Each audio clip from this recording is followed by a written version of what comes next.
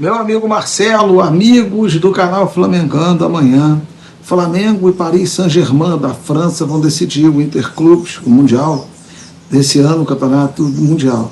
É um momento histórico, o Flamengo, que desde 1981, com aquela geração maravilhosa comandada pelo Zico, e que tinha grandes jogadores como Andrade, Adílio, Tita, Lico, enfim, Raul, todos eles, né? Craques, todos craques, Leandro, Nunes e tal. O Flamengo vai tentar ser campeão mundial novamente. É um jogo difícil?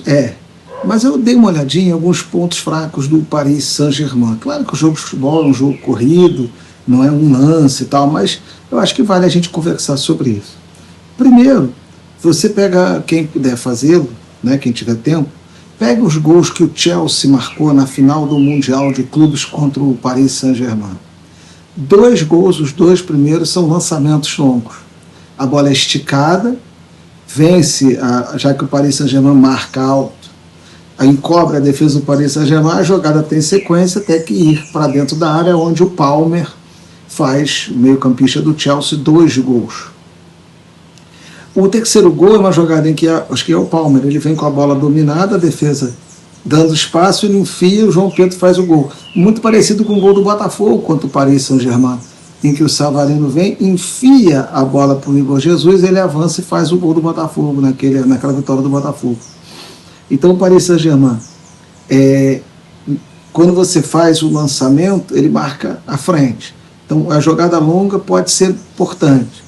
E aí nesse momento, quando você quebra uma linha de marcação e você enfia a bola em profundidade, como jogadores como Arrascaeta e Carrascal, que tem condição de fazê-lo, Saúl também, tem bom passe, Pulgar, pega o atacante em condições de marcar. Esses são os 2 melhores caminhos para se ganhar do Paris Saint-Germain. No jogo aéreo, em cima do Marquinhos. Marquinhos, jogador da seleção, todo mundo gosta, eu acho um jogador com muitas limitações, e para mim é o elo fraco da defesa do Paris Saint-Germain. Não sei se ele vai para o jogo, estava lesionado, não é que ele é um jogador ruim. Eu acho que ali é um jogador que é possível você vencer no jogo aéreo, por exemplo, com o Pedro, né? Enfim, com o Bruno Henrique, com o Danilo. Então, assim, esses são as principais possibilidades que eu vejo. Quais são os principais problemas? É um time que toca muito a bola, então você tem que estar compacto. Que o Kvaratskhelia, aberto por um lado, ele tenta levar vantagem em cima do lateral para jogar a bola para o meio da área, onde Vitinha, aonde Dembélé se aproximam, vem pelo meio para jogar. Então ali o Varela tem que ter muito cuidado. Pelo outro lado, a mesma coisa. Então é um time que vem ele vem tabelando, abre para rolar a bola para o meio da área para os jogadores entrarem de frente. Finaliza bem, é um time que tem controle de jogo, mas que pode ser vencido pela fragilidade da sua marcação numa jogada profunda, numa jogada de bola enfiada, num bom toque de bola. É importante saber como o Arrascaeta vai se sair num jogo que vai exigir um pouco mais de intensidade, mas que ele é um jogador pensante muito importante para o Flamengo. Se ele jogar mal, não mal, mas pouco, como jogou contra o Bayern, o Flamengo sofre. Se ele tiver capacidade de levar o Flamengo à frente, o Flamengo vai melhor.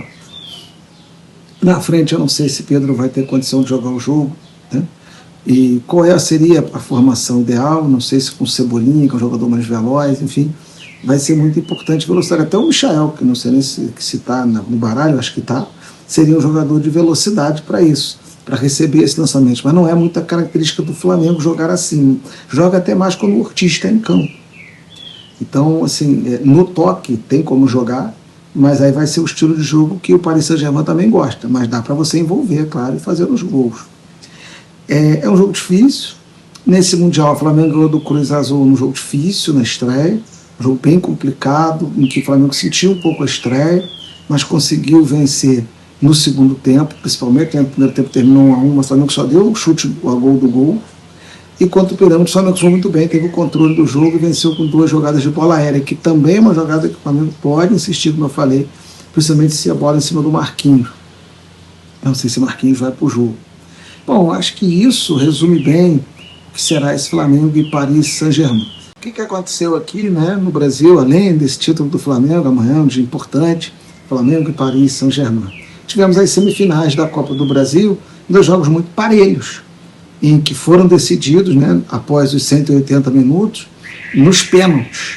E nos pênaltis o Vasco da Gama e o Corinthians, que não eram os favoritos nos confrontos, avançaram à final. Vão jogar na quarta-feira, amanhã também, e depois no domingo. E vamos conhecer o novo campeão da Copa do Brasil, que terá feito uma campanha ruim no campeonato da Série A, mas terá saído com um título, se for o Corinthians com 2 na temporada, porque ele foi campeão paulista, e com uma vaga na Libertadores. Então terá sido muito bom. Para o perdedor, vale, claro, a final, o dinheiro, o mérito esportivo e tal, mas ele vai para a Sul-Americana e termina o ano sem título, numa posição muito ruim na Série A. Então vale muito esse título para os dois, tanto para o Vasco, que está há muito tempo sem conquista, quanto para o Corinthians, que poderia amenizar a sua crise financeira, que também o Vasco ganhando um título e indo à Libertadores 2026. O primeiro jogo é em São Paulo, o segundo jogo é no Maracanã. Corinthians e Vasco, depois Vasco e Corinthians no domingo. Saiu aí uma nova decisão da CBF, que no ano que vem o vice-campeão da Copa do Brasil estará na pré-Libertadores, tirando uma das vagas do campeonato da Série A. Isso também é uma mudança interessante. Por falar em mudança na Série A, o fato do Vasco e do Corinthians, que não estavam no G7, terem avançado à final da Copa do Brasil e, portanto, um deles será campeão, eliminou o São Paulo, que foi o 8º. São Paulo vai para a Sul-Americana, e o Botafogo, que poderia ir para a Libertadores, vai para a fase, vai sim, mas vai para a fase preliminar ao lado do Bahia.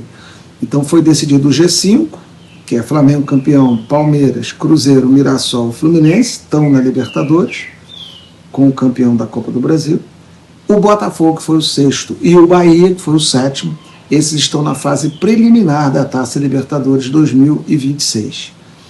É assim que ficou a configuração do campeonato do ano que vem na Libertadores, representando o futebol brasileiro.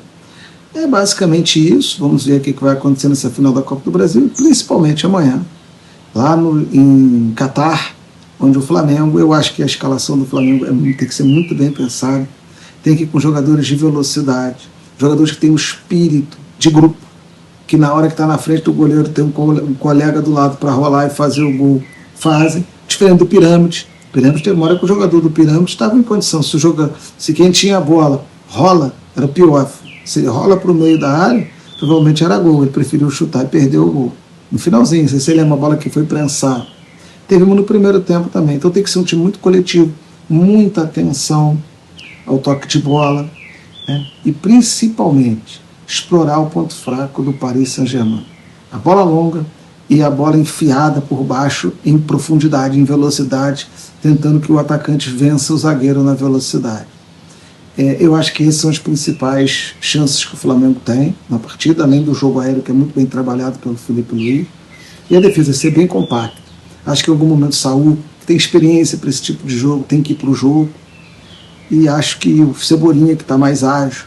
Mas, cara, isso é muito difícil, né? Porque você bota o Samuel Lino, ele, que é o jogador mais caro da história do Flamengo, contratação, pega, dribla todo mundo e arrebenta com o jogo. O Bruno Henrique é muito bom no jogo aéreo. Acho que o Bruno Henrique vai para o jogo, né? E o Pedro deve ir para uma etapa final. Vamos ver. Marcelo, amanhã estamos aí acompanhando Flamengo e Paris Saint-Germain.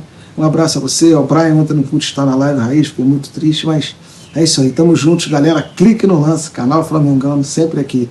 Vamos ver se a gente dá sorte de acompanhar o título mundial do Flamengo, canal Flamengão em cima do lance. Valeu, pessoal.